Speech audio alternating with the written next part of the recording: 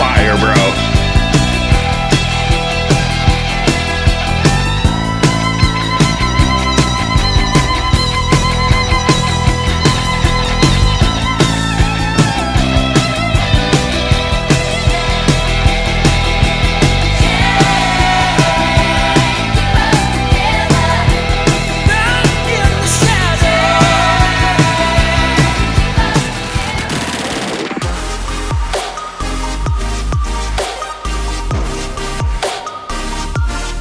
Hey everyone, welcome to Hazed Reactions. I got myself, Rick, Karina, and Robert, and we are back for episode 2 of our journey to introduce Fleetwood Mac to Robert. And this is part 2 of our tour of Fleetwood. Yes. Last episode, we did their self-titled album and the intro of who Fleetwood Mac was. If you did not see that, that was because it was a Patreon exclusive. Boom. Go check it out. Subscribe. Go check it out. Go look. Go watch it. You're not going to want to miss that. Yes. With that being said, also, join our Discord if you're not there. 100%. Come hang out with us on Discord. I know in this exact moment that we are recording, I don't think we have like a Stevie Nicks little sub-channel thing, but by the time you guys hear this episode, there will definitely be one. So, come hang out and come chat with us. And then also check out our Spotify. We have a whole playlist of every song we break down. Yep.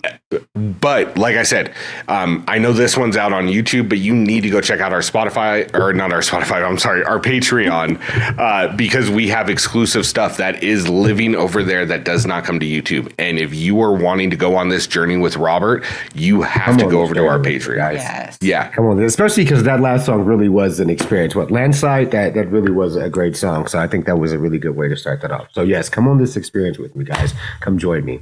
Exactly. Now, you guys are welcome, because this song that we're going to do today, you already know what it is. It's one of Fleetwood's biggest songs. And like the last one had 1.1 billion listens, right? This happens to have, let me get the numbers real quick. Sorry, I closed out because I'm an idiot. Let's go Fleetwood. This one has 1.8 billion listens. Yeah. Now, the song we're going to be listening to is called The Chain. It's off their second album, Rumours, that came out 2 years later after Landslide. It was written a year after Landslide was released, and their original album, or their self-titled album Fleetwood Mac. This album is going to be called Rumours. And while they're writing this, they're all stuck in a studio writing these songs, and every single person is breaking up in the band. So Stevie and Lindsey are breaking up. Christine and John's marriage is they're divorcing. These are the McVies. Yeah. Okay. And then Fleetwood, him and his wife, their marriage is falling apart. She's not in the band, but his marriage is falling apart too. Now, they're all stuck in a studio with either their own marriage falling apart, or their relationship with the person they're in the studio with is falling apart, and they all have to write songs with each other. They all have to work together, yeah. That's crazy, because that's just it's a place to breed magic, bro. But you know how much emotions and tension and like everything is just going on in that one place. Now, the interesting thing about this song is this is the only song on that whole album that is credited to all 5 members of Fleetwood Mac. Yeah. All the other songs, like writing credits and all of that, are credited to 1 or 2 people, like Stevie and Christy, Lindsey and Stevie. You know what I mean? Yeah. This one is all 5.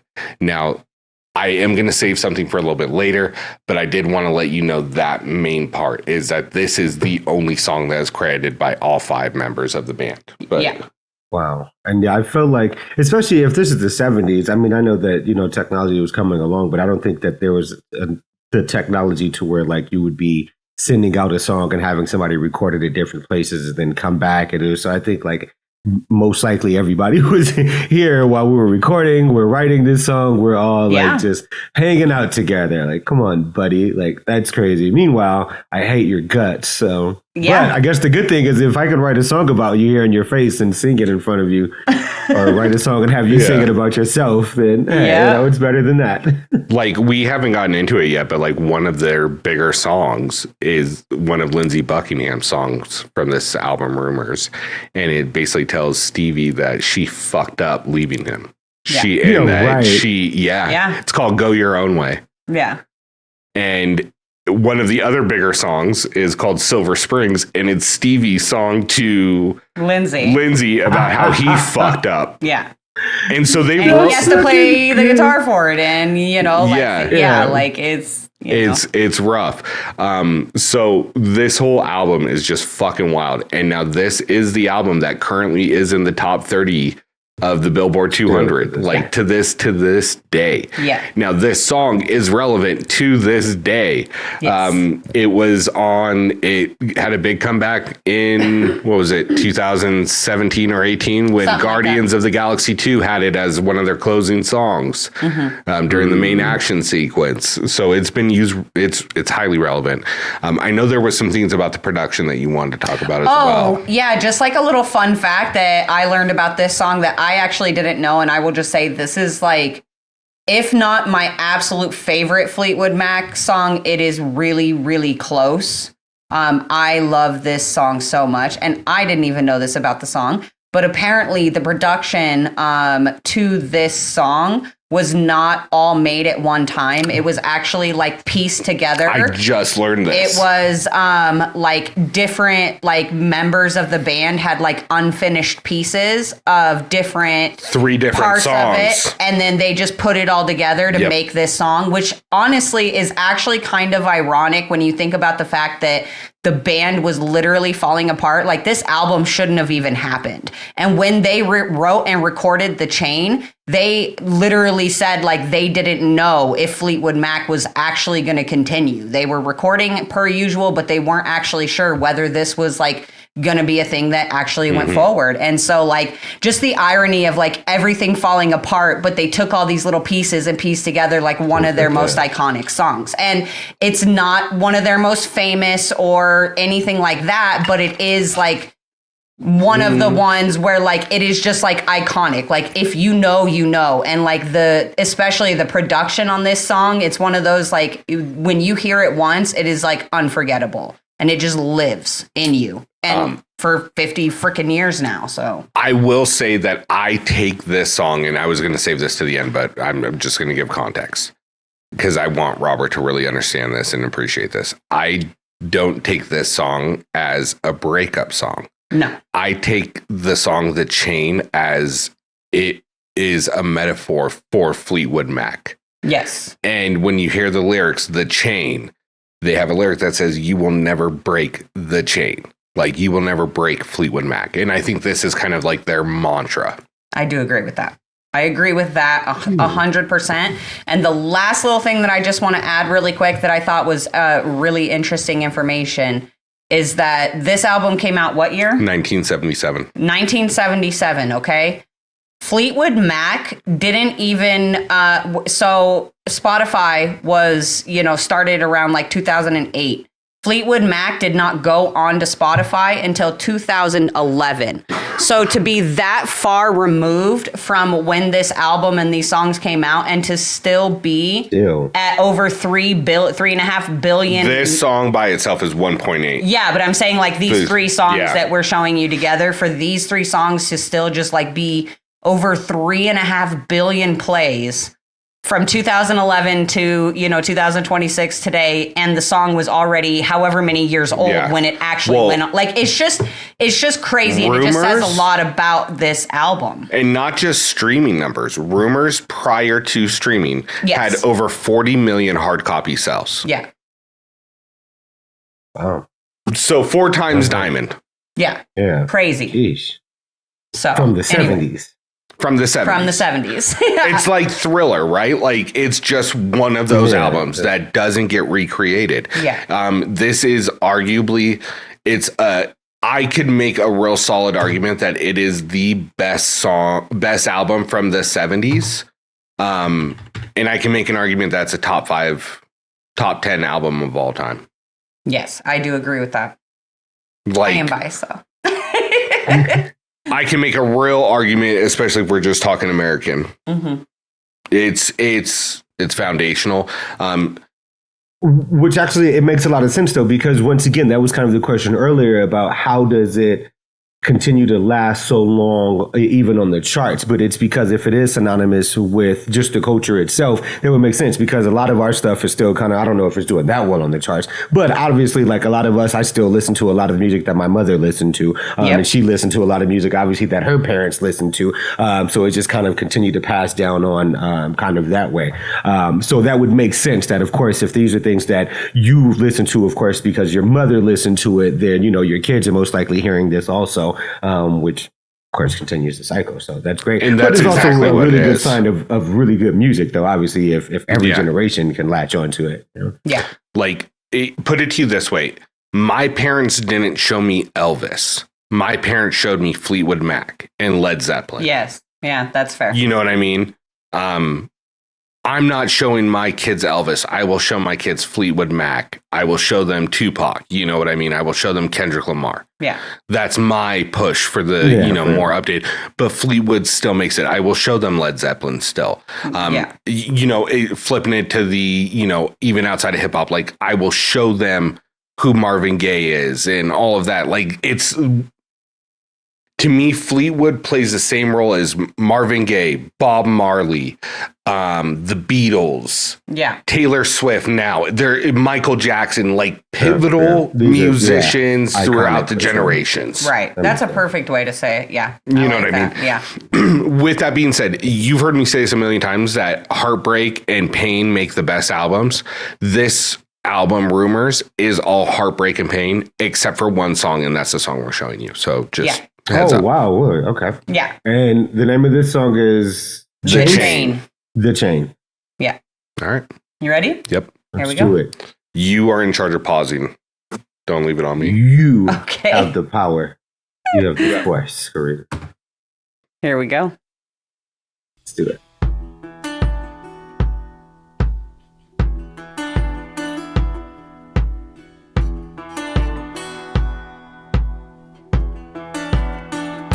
I like that little bass line. It's fuck, dude. Just wait.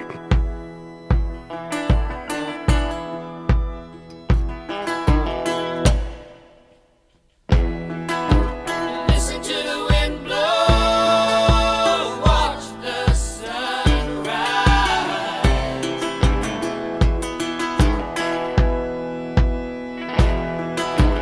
Run in the shadows, damn your love, damn your life.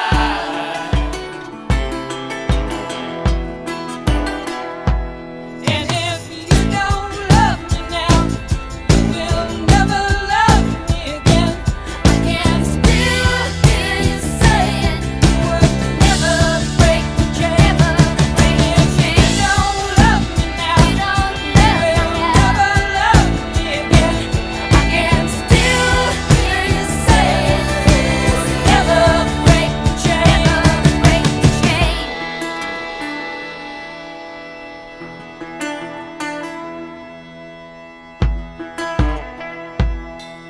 That's nasty. So that is the first part of The Chain. What's your thoughts? That's nasty. I absolutely love this beat. Like I don't know, especially in the 70s how they do the production on it. But I guess you guys were saying like this is just a bunch of like pieces thrown together. There's guitar, drums. Yeah, like it's just a live random, band. random, like Probably a fucking, one of those hand. Yeah, like just a tambourine. Fuck, dude. yeah. I honestly love the folk feel that it has to it. But to me, it seems,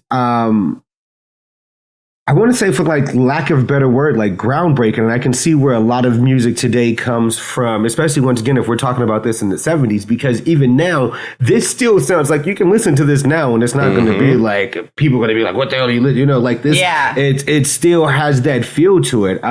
So that's crazy because it's hard to imagine that this came from the 70s, Yes. Yeah. But also with the lyrics of it, though, if you're listening to it, I once again I love the lyrics of it. It seems like whomever is writing this, especially this first verse, it had a lot of thought going into the words. And I'm definitely looking at it from your point of view of where it's saying like them saying, I can still remember you saying that you'll never break the chain. Like, like this is us. Like, well, Yeah. So, but I think this one has a really good feel to it. This beat though is great. The switch ups in it, the drops, The drop out. and then right back into and then it. picks right back up into it. I do think that this kind of set the pace, and it's still relevant today. It's timeless. Yes. You know what I mean? That's For what I would sure. say about this is anytime I hear this song, I'm not upset that it came on. Very true. For sure. I think once again, I even as a hip hop fan and like a hip hop artist, I feel like it's very akin to the basis of like foundation of like hip hop beats and like like it feels like that. It feels like it has like a lot of soul to it. Like it gives you that feeling to it. So I feel it. I like the feeling that it has to it for sure. Now, I don't know if this has ever particularly been sampled, but Fleetwood has been sampled in multiple hip hop songs. And one of the songs we're going to listen to tonight is a very famous sample that you'll know right away when you hear it. So I'm pretty sure this one has been. Honestly, let me look it up really sample quick. this one for sure because like this is just once again the drops in it where it drops out to the whole beat and then comes right back into it and then it literally has like that feel to it. I honestly am very mind blown and perplexed that this is from the 70s. it is, right? Like That's what it is. Yeah, it's Bone Thugs sampled it for a track called Wind Blow from their 2007 album Strength and Loyalty. I knew I had heard it somewhere I know that at song. some point. But yeah, so you're going to have to go full screen. I'm sorry. Bone Thugs did it. Yeah, no worries. That's dope. I think I know Yeah. that song. Yeah. I definitely had that album also. Huh. Okay. You know I would, who's one I that would just- sample this for sure. You know, sidebar, who one of the most sampled, musicians in hip hop is? Phil Collins. I can feel it coming. That's it. That's Yellow Wolf Studio. also did it apparently. Oh, Yellow Wolf. Huh. Yeah, SZA also apparently did it I would not be surprised for SZA doing this. Castles, and Yellow Wolf did one for I Breakup. kind of Awesome. want to listen to Castles now. Yeah, huh. yeah. I'm not I haven't really dove I don't into know much SZA. about Yellow Wolf, but yeah, apparently he's got a song called "Break the Chain" that he sampled from this. So yeah, there is Yellow Wolf's a few. So that's cool. decent. Yeah. Huh. All right, let's go in the way. Sure.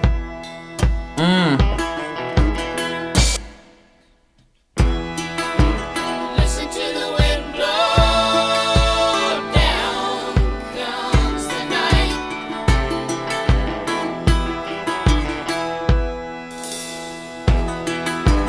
Run in the shadows, damn your love, damn your life.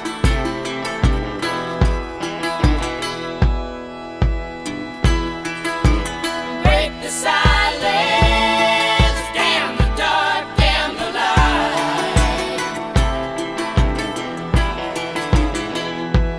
And if you don't love me now, you will never love me again. I can still hear you saying you would never break the chain. And if you don't love me now, you will never love me again. I can still hear you saying you would never break the chain. The emotion they put into this.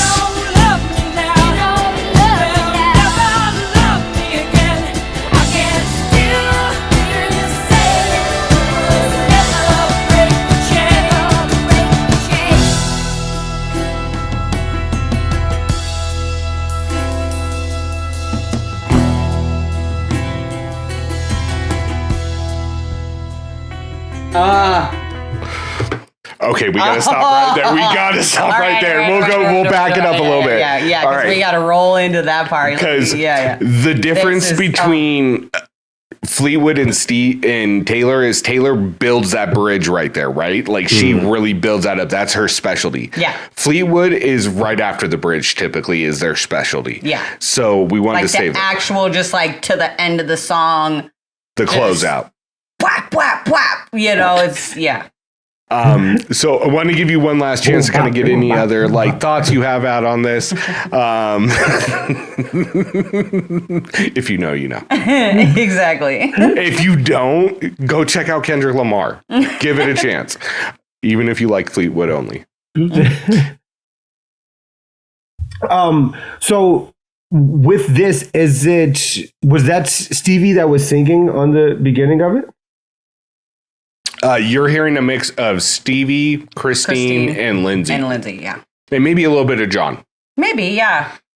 You know, but mostly the guy voice you're hearing is Lindsay, and then it's hard to distinguish Stevie and Christine's voice when they're singing together. Because now, when you hear them apart, it's like, oh, they have very different voices, but when they sing together, for some reason, like it just blends so. Yeah, I've been listening to Fleetwood since I was 17. I have a hard time telling them apart when they're starting to do it. But like if I hear Christine sing by herself, I know it's Christine. Yeah. And if I hear Stevie, she's got a very raspy voice. And you know Stevie right away. Yeah. But got it. And then Lindsay's on there. Okay. Well, and you said this is the only song where they're all credited on right? Okay. The writing and I asked because it seems like whoever wrote this, like it's.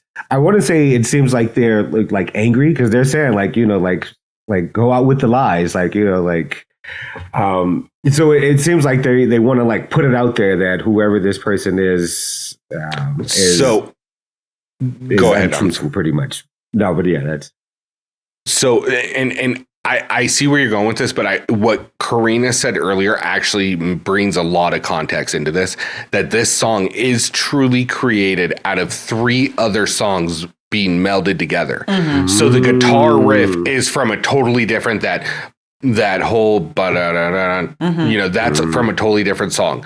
The Never Break the Chain is from a totally different song that they brought in as the chorus on this, and then other parts. So like that's why they're saying everybody got credit on this, because everybody put a little thing into it. Right. So like Damn Your Love, Damn Your Lies could have been from Lindsay, or could have been from Stevie, or could have been from John or Christy. Like nobody really knows. The only one I really know about is the guitar riff is from Lindsay. Yes. I know that for a fact. Yes. Yeah.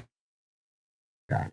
Okay, that's actually pretty cool, and that kind of adds to the mysteriousness of it, because this, as you said, it could be anybody. It could have, I guess, kind of been all of them. Like, yeah, that's perfect. Say that part. Damn your love and your lies. Damn it. Yeah. Exactly right. Yeah. Perfect, bitch. Exactly. I fucking love that. Like, yeah, put that shit in there. Put that shit in there. Never break the chain. Yeah. Just like that, but over music. Yeah. Well, yeah, exactly. You play Wayne Carter. Play Wayne Carter. Yeah, you got to get the Wayne Carter. What? Turn down for what? All right, here we go.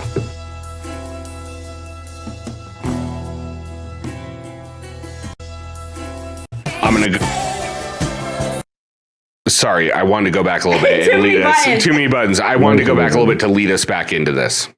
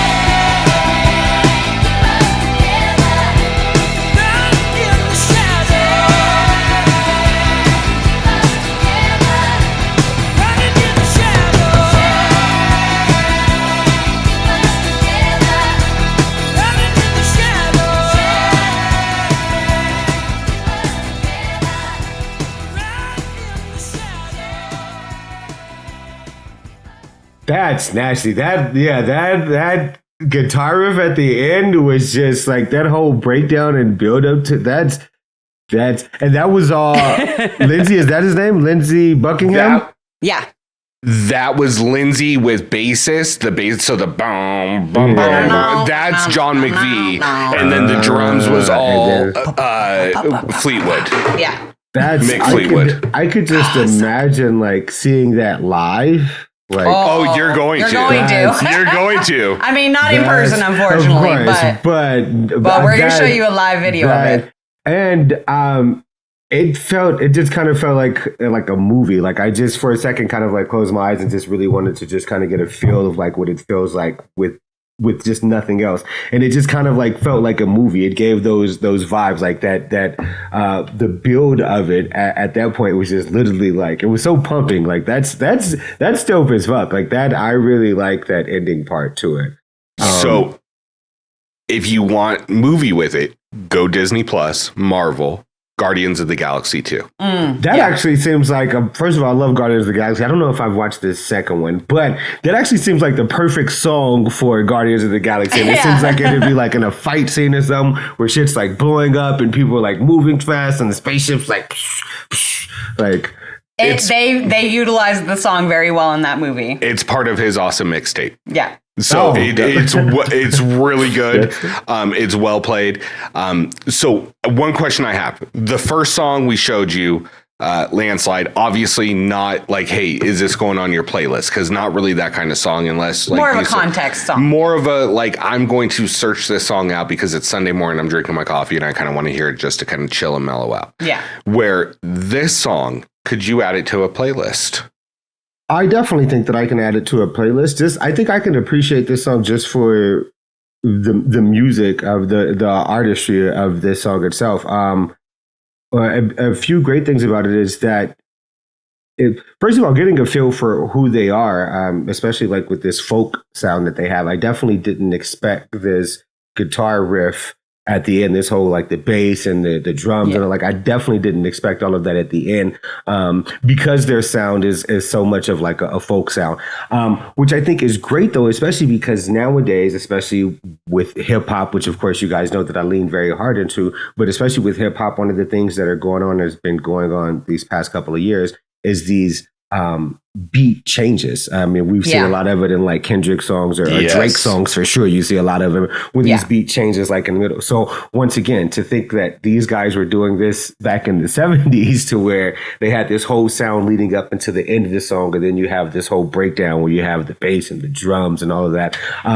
Yeah, for sure. I think once again, just for the artistry of it itself, I won't lie, I would listen to the song just to kind of get to the ending part of it. The rest of the song is a really good song also. But the end of the song, like that's like the part where you just kind of like turn your music up like the highest it can go, and you just kind of like, you know, like, so and also I think it would be very interesting to, I would love to kind of break down this song. I know that it doesn't have a lot of lyrics because it repeats a lot of the lines, but I think it'd be really good to still kind of like really listen to it and try to break it down, because even at the end where they were saying chains keep us together, running in the shadows, and I don't know if we like know exactly what the song is about, of course, once again, because there's so many things that, you know, they were just pieced together, but to me it kind of gives me the idea of like, if someone was chained together, if this is me and my wife and we're chained together and we're still out running in the night, we're running in the dark, we're still out doing wild things, the only thing that kind of keep us together is like a chain. Like, for instance, if I'm out doing wild things and I'm running and she's like trying to keep up behind me, but we have this chain that is keeping us together. And it's kind of giving me that feel of saying like, hey, we said we'll never break this chain keep us together, because if this chain breaks and we're both kind of running in the shadows or running wild in the night, we'll probably never find each other again. My take of it. No. And I think that's really valid. Yeah. I think you're on the right track.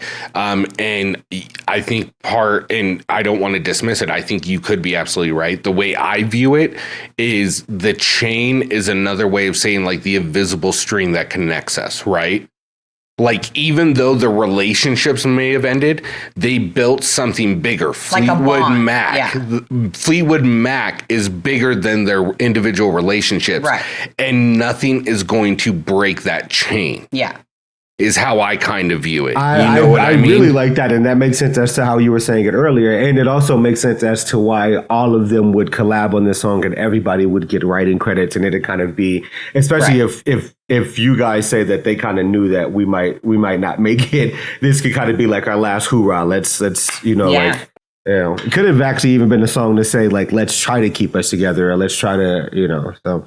I think that's kind of how I take it too, especially like this last part is, for me, it's almost like I don't want to say like a begging thing, but almost like a hopeful thing. Like, we hope that like we can overcome these struggles, and that this chain, this, Fleetwood Mac, the chain, will keep us together, and that our bond and what we created with Fleetwood Mac is strong enough that we can push through these addiction problems, these breakups and divorces, and all these things that are pulling us apart right now, that hopefully we were able to build something bigger and stronger, that it will carry us through all of this, and we can continue being this Fleetwood Mac, the chain, And so I think it is also telling that this ending part, if you notice, like, it's almost kind of like it's building, right? But it's slower. It's almost sad. And then all of a sudden we get into John McVie comes in with that bass line right there, that dun, dun, dun, dun. And then all of a sudden it goes from like this almost sad to this almost like determination of an instrumental. Like, yes, nothing is going to break this chain. And it's interesting because if you really look at it, a lot of people like to use the term broke up. And you could say that, but they never truly broke up. They just took breaks. We were on a break! All of a sudden, Stevie Nicks will go release an album in 1981. Then 1982, the band's back together. Yeah. Then she'll go release her own one, and they'll do one without her or two without her. And then she's back for one in 1987. And then they'll take a break, and then they all tour together in 1997 and release new music. Yeah. Nothing to the success as Rumours, but nothing broke the chain. Yeah, so that's actually very interesting, and I think both of you guys have a really good point with that. And honestly, I think that you guys are hitting it right on the money. I think that I think it kind of all, I think we're actually kind of all on the same page. I think that's exactly what it is. I think just for me, of course, I was looking at it more of a relationship between like two people, but I think it is, as you guys are saying, most likely a relationship between the whole group, and that chain is keeping the whole group together. And I could definitely see this as something kind of a chant or a motivational song to kind of say like, let's, keep this thing together. Let's keep this thing going. Running in the Shadows, kind of the same thing, is just as you said, like dealing with whatever it was that they're dealing with, especially a group of 4 or 5 of us running in the shadows. There's no telling what the hell is going on outside. So, this chain to kind of keep us together and keep us rocking, that definitely makes a lot of sense.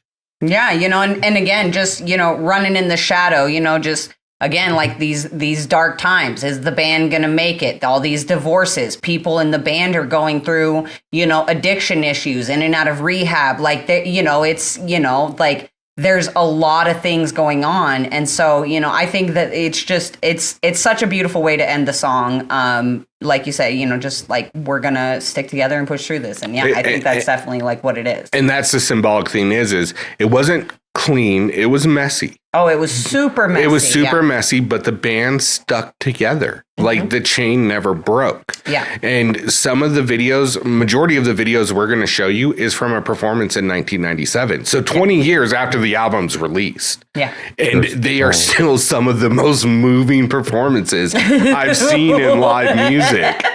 It's amazing. You'll really enjoy it. Now, with that being said, our next song, we are stepping away from Fleetwood Mac. And the reason I think it was important to show you this song, one, it wasn't a sad breakup song. It was upbeat and talking about a band in general.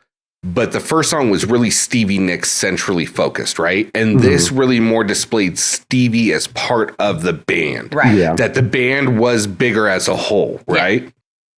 Which I love too. I wanted to put that in there. I did love that this song did give me more of a feel of the band, because even at the end where you got the bassist, the bass that came in, and then you got the whole guitar, you got the drums, like you definitely felt that first song felt a lot more like it was Stevie Nicks' song. Of course, she wrote it. This one definitely felt more like the band, which all of them sound really good together, even though once again it was a mashup. So, but I think that was great, that I did get really more of a feel of the band with this one for sure.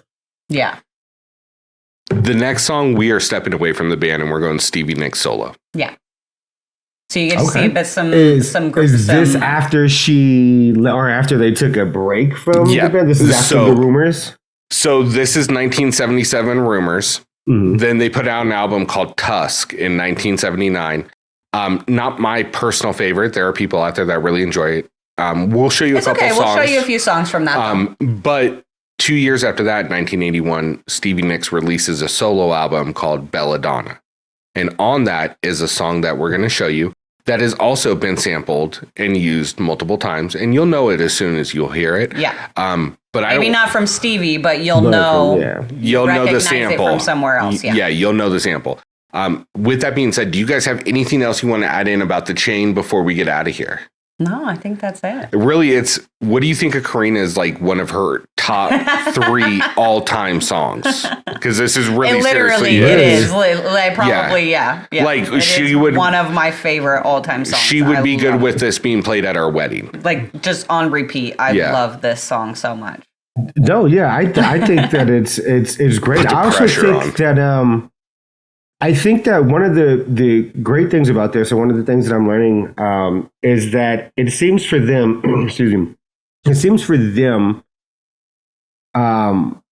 it was a very unique like situation. Like this is one of those things that, what is it, like the Big Bang Theory, where just like something so unique happens that you don't think would ever happen, and probably never happens again. Like, what is the odd that, it'd be a situation that, these people who are married and people who are dating come and get into a band, and, like all of this just all happening so much at the perfect time. And I think also one of the things that I am kind of enjoying about this too is that it seems like for them, along with that, is it seems like these albums and these songs were a period in time for them. Like it was just that period in time, and things of course changed and people had different lives after that, and probably of course even before that, but at that moment in time, at that point in time, this is what was going on for them. And I think I love that because of the contrast between these two songs, because that first song that we listened to with Stevie Nicks seems like it was in a much different place than this song itself seems like they were at. So the contrast between it once again gives me that feel of the songs that they write, or the songs that I've heard, are songs that are timeless but are for a specific time that they were going through, whatever it was that they were going through.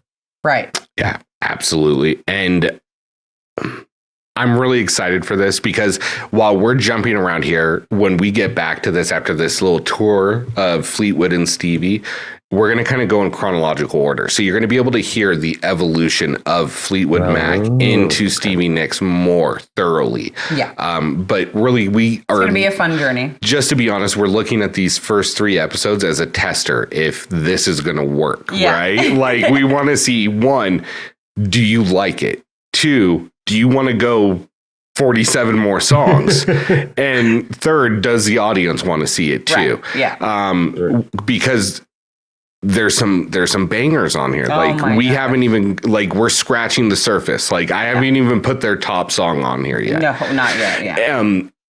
With that being said, let's get out of here. Yes. We got one more to do. Yeah. So guys, if you've enjoyed this episode, you want to see more, make sure you're subscribed, you like, comment, let us know if we miss anything, add some additional context for Robert and myself. Yeah. Obviously, we weren't around for any of this. This all happened. Literally, happened 9 years before I was born, like 13 years before Karina was born. So we have no real context other than what we've read and heard. Yeah. So that's really crazy. And once again, it's crazy to think, 1977, this is before internet and like social media and like cell phones, and like it's just like raw in your face life. That's what they were going through at that time. So Yep. I'm Bro. sure music was one of the best outlets that they had at the time for sure. Yeah. You want me to tell you somebody that Stevie Nicks dated after Lindsey Buckingham? Sure. So they weren't married. No, they just Okay. dated for a They couple just years. dated. Okay. Is the name Jimmy Iovine ringing a bell? Yeah, right. For reals? Yeah. Yeah, dude, they were Wow. together. Like she helped him while he produced. That's how she met Tom Petty, Don Henley. Not exclusively how she met, but that's how she Yeah, got in the but- studio with him. Yeah. That's how she got. From what I understand, that's kind of like not the direct link, but same with Prince.